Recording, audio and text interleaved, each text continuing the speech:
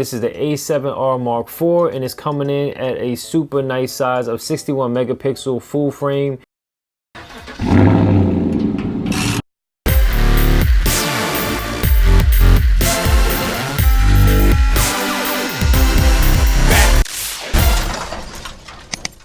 Hey, what's going on, guys? It's Jay SONY A7R Reviews, and today I just wanted to kind of talk about some new gear coming out. This is something that I'm personally kind of excited for. It's the Sony A7R Mark IV, and this is something that I was kind of waiting on because I had a R2. I was going to get a R3, and I decided to wait and bought an A7 III, and I've kind of been waiting and holding back on purpose, so I was really interested in getting the R4. The information that I will share with you is probably something that you can read yourself, but I just kind of wanted to find what your thoughts are and kind of me just discussing what I thought about it. So as it stands, it looks pretty much just like all the other A7 series bodies are the latest one, just coming in at $34.98, so pretty much $3,500. Pre-orders begin July 18th on this Adorama site specifically. So Sony's full-frame mirrorless A7R4, it says it reveals ever more overwhelming photographic vision. I'm not going to read all that stuff, but it says shipping is okay. So shipping is September 12th. So man, that's towards the holiday season. It gives you a little bit of time to get everything in order. Now, just like all cameras, they will possibly sell out in the beginning, but then it'll come back in stock at least a month or two later. Usually things I find in the 2,000 or less range, if you pre-order something very popular like a pocket camera, or even like when the A7 III came out, it ended up being available a few months after the fact. Blackmagics are still floating around where they're available or not available because they're so inexpensive compared to what other companies are offering at the time. Coming in at a super nice size of 61 megapixel full frame with a 15 stop dynamic range, 14-bit uncompressed RAW, and an ISO range from 50 to 102,000. And you can have 10 frames per second continuous autofocusing with that large sensor, and you have about, I think it was 8 if you use the live view. So that's really impressive, and it sounds really good. You have a 5.76 million dot OLED true viewfinder, electronic viewfinder. You have Wi-Fi for transfers and PC remotes, real-time tracking, autofocus, eye autofocus for video and movies and for animals. That's pretty good. Up to 8 frames per second in live view continuous shooting. That sounds nice. I wonder how the focusing is going to be. And up to 10 frames per second with a mechanical shutter. That's pretty good for 61 megapixels. Wide autofocus range. So it says the new one has a coverage of 567 phase detection autofocus points, and that's approximately 99.7% of the height and 74% of the width. So it pretty much covers, based on the screen that we're looking at now, like this wide of the frame and almost the tippy top of it. So that's pretty good. 425 contrast detection. It says fast autofocus despite the resolution. I'm not going to go to all the details because you guys can obviously read this yourself, but let me see. The autofocus tracking is further improved, it says. Dual SD card slots, of course. Battery grip, of course. It just says high precision autofocus in low light conditions, which is great. Has great AI real-time tracking, AI-based real-time tracking with animal eye tracking, human tracking. Let me see. Now you can pick right eye, left eye.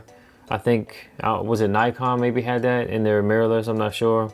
Instant focusing on the eye. Pro movie features. Let me see what it has. 4K movies with enhanced fast hybrid autofocus. An enhanced 5-axis image stabilization, which is great, especially, and you really need that if you never shot with a higher megapixel camera, because any type of shake or shutter vibration can definitely affect your sharpness of your image. And they also said they added some type of dampening mechanism to help with that as well. It has Bluetooth. As far as the looks of the camera, it pretty much looks the same. It just seems like a performance bump. It doesn't seem like a ergonomics change in this lineup.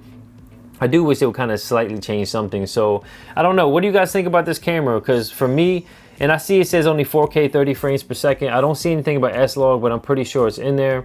For me, I just wanted something to add as far as video to match with the A7 III. I hope the color is very similar so I don't have to change too much or grade or color correct too much in between two different pieces of footage, I'm sorry, if I want to multicam something. I've been looking and waiting for another high megapixel studio style camera, and I'm hoping that this is going to be it for me. The price range is pretty good at $34.98, so pretty much $3,500.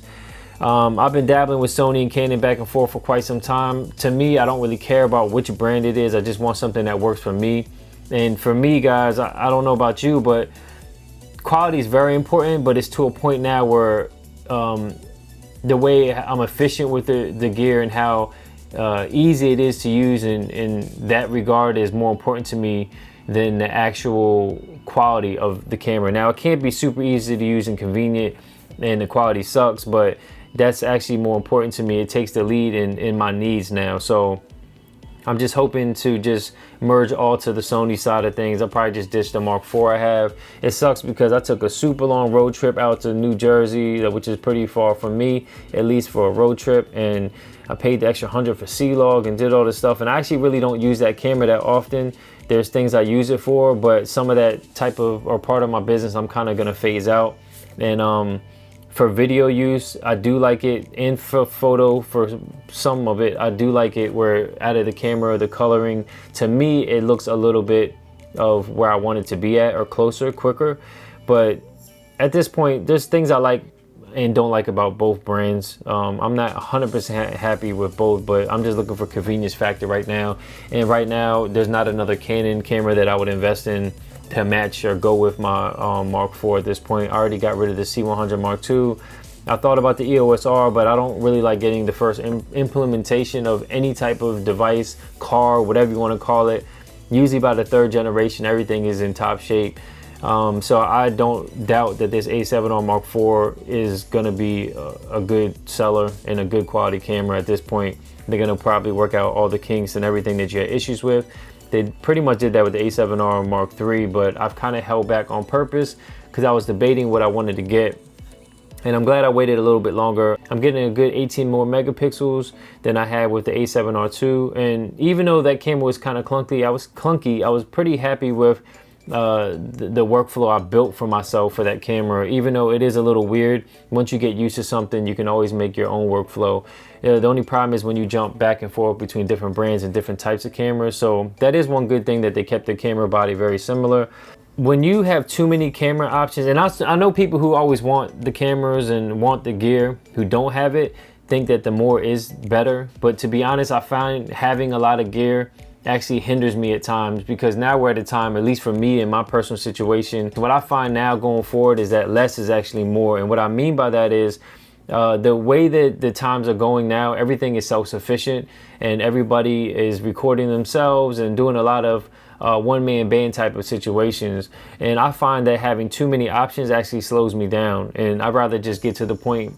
The Sony line that I have isn't the best, it's not the most cinematic, but it does what I need it to do. And it doesn't matter how good of quality that your camera or whatever you have can produce if you can't actually produce it when you need it to produce. So with that being said, if you have a cameras or a whole bunch of cameras or a camera that has the greatest quality in the world, but you can never deliver, what's the point? It means nothing at that point. So for me, I'd rather take a little hit in quality in some areas and have it function for me and be able to deliver whatever I need to, and I'll take that hit instead. So that's why I stand with this whole Canon and Sony lineup. There's goods and bads to both brands, to all cameras at this point. You just gotta take the good with the bad and what's best for you and your situation. It doesn't basically say anything about the color. I'm pretty sure they're gonna come out with a new A7S, and they're not gonna overlap too many features. That's just what it is, I guess. So I don't know, that's pretty much me just doing the nerdy stuff and going over the spec sheet and just reading it. But I kind of just wanted to go over that. There's some unanswered things here that's obviously not going to be shown yet until a little bit later on. I'm pretty sure they're not going to overlap some of the quality features that they're going to have for the A7S when that eventually comes out. But I am curious about the color and the bit depth and more frame rate options and stuff like that, and to see if we took a hit at all in video quality or anything like that because of the megapixel bump. or is it a crop function, or is it cropped video, or is it full frame still, or what they did. But basically, I just wanted to know what you guys thought about it. Let me know in the comments below. For me personally, I'm satisfied with the Sony. It's not the best, but for somebody like myself who does a little bit of both of the work for different reasons and purposes, as far as personal or passion projects to any type of commercial work, I think it works well. I just wanted another higher megapixel camera. To be honest, I'll probably end up getting rid of my Mark IV to the Canon 5D Mark IV. I think it's a great camera. I still think DSLRs are necessary in some types of work. In some of the work that I was doing, I don't think I'm going to continue it, and that had a lot to do with commercial shooting, as far as like real estate and architecture and stuff like that. For me, that just was a workhorse. I used to use a Mark III all the time, and I think I'm just gonna bow out of that part of the industry and make time for other creative choices for myself that make me happy. But at the end of the day, like I said, it doesn't matter how great something is if you're not actually producing results that it's capable of. And I find it just easier and more options that I get from the Sony camera at this point, or the Sony system. And more than like, now I'm not gonna be only ever use Sony type of gear, but just for my personal work flow needs, I'm just gonna stick with one brand. I don't care what brand that is. It just so happens to be, it's gonna more than likely be Sony at this point. I'm still gonna keep for now the Pocket 4K. To me, the Pocket 4K is more of a fun camera for me personally to use. I don't really need it. I didn't need it, but I've been wanting it for a while, so I picked it up, and you can't really find it anywhere right now. So I like to still dabble in that. So with that being said, let me know what you guys are picking. Let me know what you guys think of this camera. If you're a current A7R2 user, well, you're probably gonna update no matter what. But if you're an A7 III user, if you're an A6500 or any type of crop sensor user, speaking on Sony users here, or you're an A7R3 user, are you gonna upgrade or update? Do you think you really need to? And if so, tell me why or why not down below. And shoot, even if you're a Canon shooter, does this make you kind of sway your decision from an EOS R if you were shooting with an EOS R or a Mark IV?